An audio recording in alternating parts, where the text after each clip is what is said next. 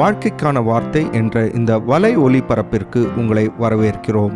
இது ஆதியாகமம் முதல் வெளிப்படுத்துதல் வரை முழு வேதாகமத்தையும் உள்ளடக்கிய ஒரு தினசரி தியானமாகும். நியாயாதிபதிகள் 18ஆம் அதிகாரத்தில் தான் கோத்திரத்தார் தங்களுக்கு ஆண்டவர் கொடுத்த சுதந்திரத்தை விட்டு கலிலேயா பகுதிக்கு குடிபெயர்ந்து போகிறதை குறித்து நாம் வாசிக்கின்றோம். பாருங்கள், முதலாவதாக ஆண்டவர் ஒவ்வொரு கோத்திரத்துக்கும் ஒரு இடத்தை சுதந்திரமாய் கொடுத்திருந்தார் என்பதை நாம் அறிவோம். ஆனால் இந்த அதிகாரம் 1ஆம் வசனம் சொல்லுகிறது போல, அந்நாட்களில் இஸ்ரவேலிலே ராஜா இல்லை. அதாவது இஸ்ரவேலில் அவனவன் தன் பார்வைக்கு சரிபோனபடி செய்து வந்தான் என்று நாம் பார்க்கின்றோம். ஆகவே இப்பொழுதும் இந்த தான் கோத்திரத்தார் கர்த்தர் அவர்களுக்கு நியமித்த இடத்தை விட்டுவிட்டு வேறொரு இடத்தை தேடுகின்றார்கள். முதலாவதாக எங்கே போய் குடி அமரலாம் என்று கண்டுபிடிக்க 5 பேரை அனுப்புகின்றார்கள். 2ஆம் வசனத்தில் அந்த 5 பேர் மீகாவின் வீட்டுக்கு வருகின்றார்கள்.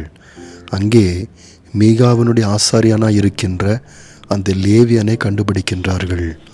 5ஆம் வசனத்தில் அந்த லேவியனை பார்த்து, எங்கள் பிரயாணம் அனுகூலமாய் முடியுமா என்று நாங்கள் அறியும்படி தேவனிடத்தில் கேள் என்று சொல்லுகின்றார்கள். அந்த லேவியனும் அவர்களுடைய பிரயாணம் நிச்சயமாய் வெற்றிகரமாய் இருக்கும் என்று சொல்லுகின்றான். கடைசியாக இந்த தான் கோத்திரத்தாரின் 5 பேர் லாயீஸ் என்கின்ற இடத்தை கண்டுபிடிக்கின்றார்கள். பின்பு 11ஆம் வசனத்தில் வாசிக்கின்றோம், தான் கோத்திரத்தார் எல்லாரும் யுத்தத்திற்கு புறப்பட்டு வந்து லாயீஸ் என்ற இடத்தை பிடிக்கும்படியாக வருகின்றார்கள்.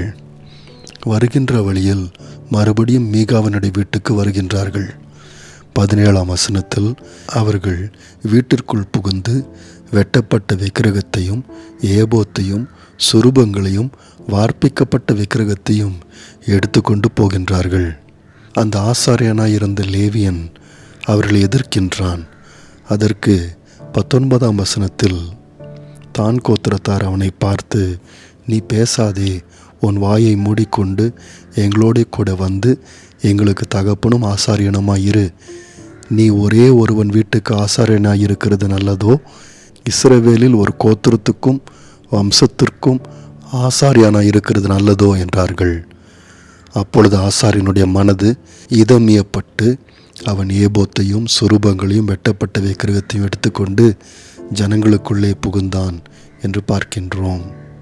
கொஞ்ச நேரத்தில் மீகா தான் கோத்திரத்தார் தன்னுடைய விக்கிரகத்தையும் தன்னுடைய ஆசாரியனையும் திருடி கொண்டு போய்விட்டார்கள் என்று கண்டுபிடிக்கின்றான். ஆனால் தான் கோத்திரத்தாரோ அவனை கொன்று விடுவோம் என்று மிரட்டுகின்றார்கள். கடைசியாக 30ஆம் வசனத்தில் நாம் வாசிக்கின்றோம், தான் புத்திரர் அந்த சுரூபத்தை தங்களுக்கு ஸ்தாபித்து கொண்டார்கள். மனாசேயின் குமாரனாகிய கெர்சோனின் மகன் யோனத்தானும் அவன் குமாரனும் அந்த தேசத்தார் சிறைப்பட்டு போன நாள் மட்டும் தான் கோத்திரத்தாருக்கு ஆசாரியர்களாக இருந்தார்கள் என்று வாசிக்கின்றோம். 31ஆம் வசனத்திலே, தேவனுடைய ஆலயம் சீலோவில் இருந்த காலம் முழுவதும் அவர்கள் மீகா உண்டு பண்ணின சுரூபத்தை வைத்து கொண்டிருந்தார்கள் என்று படிக்கின்றோம். நண்பர்களே, முந்தின அதிகாரத்தில் எப்படி திருடப்பட்ட வெள்ளி மீகாவின் வீட்டில் ஒரு விக்கிரகமாய் மாறினது என்று படித்தோம். மீகாவின் தாய் 200 சேக்கல் வெள்ளியை எடுத்து ஒரு சுரூபத்தை உண்டாக்கினாள் என்று பார்த்தோம்.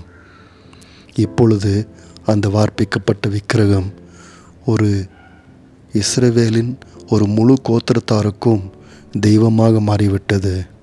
சீலோவிலே தேவனுடைய கூடாரம் இருந்தது.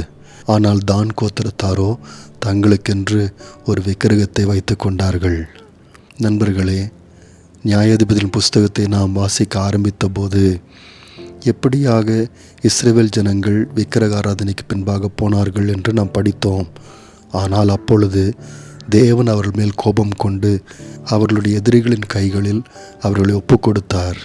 அப்பொழுது இஸ்ரவேல் ஜனங்கள் மனம் திரும்பி ஆண்டவரை நோக்கி பார்த்தார்கள். உடனடியாக ஆண்டவர் அவர்களை ரட்சிக்கும்படியாக ஒரு நியாயாதிபதியை, ஒரு இரட்சகரை எழுப்பினார். ஆனால் இப்பொழுது நியாயாதிபதிகளின் புஸ்தகத்தினுடைய முடிவுக்கு நாம் வந்திருக்கின்றோம். இங்கே இப்பொழுது ஆண்டவர் முற்றிலும் மறைவாய் இருக்கின்றதை பார்க்கின்றோம். இஸ்ரவேல் ஜனங்களுடைய விக்கிரக ஆராதனைக்காக அவர்களை அவர் தண்டிக்கவும் இல்லை, அவர் தலையிடவும் இல்லை. எந்த நியாயாதிபதியும் அவர் எழுப்பவும் இல்லை. துரதிர்ஷ்டவதமாக நியாயாதிபதிகளே ஆண்டவரை விட்டு விலகி போனதை நாம் படித்தோம். ஆரம்பத்தில் இருந்த ஒத்னியேல், தெபோரா போன்ற நியாயாதிபதிகள் தான் ஆண்டவருக்கு தங்களை முற்றிலுமாய் அர்ப்பணித்து ஜனங்களையும் ஆண்டவருக்கு நேராய் வழிநடத்தினார்கள். ஆனால் கடைசியில் வந்த நியாயாதிபதிகள் அவர்களே ஆண்டவர் விட்டு விலகினவர்களாய் இருந்தார்கள் என்று நாம் பார்த்தோம்.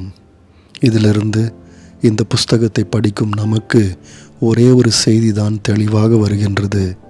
அந்த செய்தி என்னவென்றால், ஒரே ஒரு நம்பிக்கை தான் இருக்கின்றது.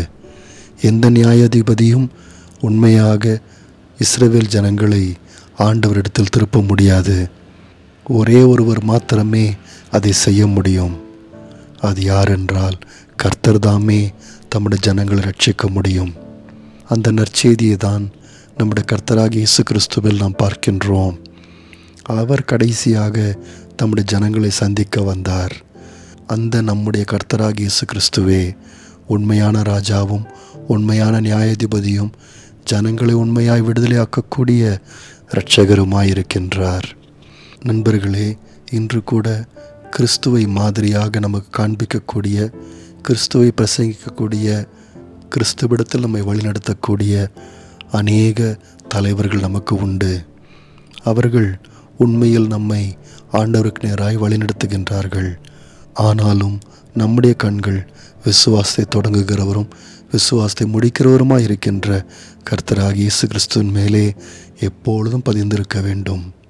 அவர் ஒருவர் மாத்திரமே நம்முடைய நியாயாதிபதியாக, நம்முடைய ராஜாவாக, நம்முடைய இரட்சகராக இருந்து நம்மை மீட்கிறவர் மாத்திரம் அல்ல, நம்மை வலுவாதபடிக்கு காக்கிறவருமாய் இருக்கின்றார். ஆகவேதான் நாம் ஒவ்வொருவரும் அவரோடு நெருங்கிய உறவை வைத்துக்கொள்வது அவசியம். அவரோடு பேசி அவரோடு நடப்போமானால் ஆண்டவரில் நாம் எப்பொழுதும் நிலைத்திருப்போம். வேறு எந்த ஒரு ராஜாவோ நியாயாதிபதியோ இந்த கர்த்தராகிய இயேசு கிறிஸ்துவோடு ஒப்பிட்டு பார்க்கவே முடியாது. ஆகவே நண்பர்களே, கிறிஸ்துவே நம்முடைய ராஜாவாக, நம்முடைய ஆண்டவராக, நம்முடைய இரட்சகராக இருப்பாராக. நாம் அவரை பின்பற்றுவோம். அவர் செய்ய சொல்லுகின்றதை செய்வோம். அவருடைய அடிச்சுவடுகளை பின்பற்றுவோம். ஏனில் நிலைத்திருங்கள் என்று இயேசு சொன்னார். அப்பொழுது நீங்கள் மிகுந்த கனியை கொடுப்பீர்கள். நேயர்களே, இந்நிகழ்ச்சியை கேட்டதற்காய் நன்றி. மீண்டும் ஒரு புதிய அத்தியாயத்துடன் வாழ்க்கைக்கான வார்த்தையில் நாளை சந்திப்போம்.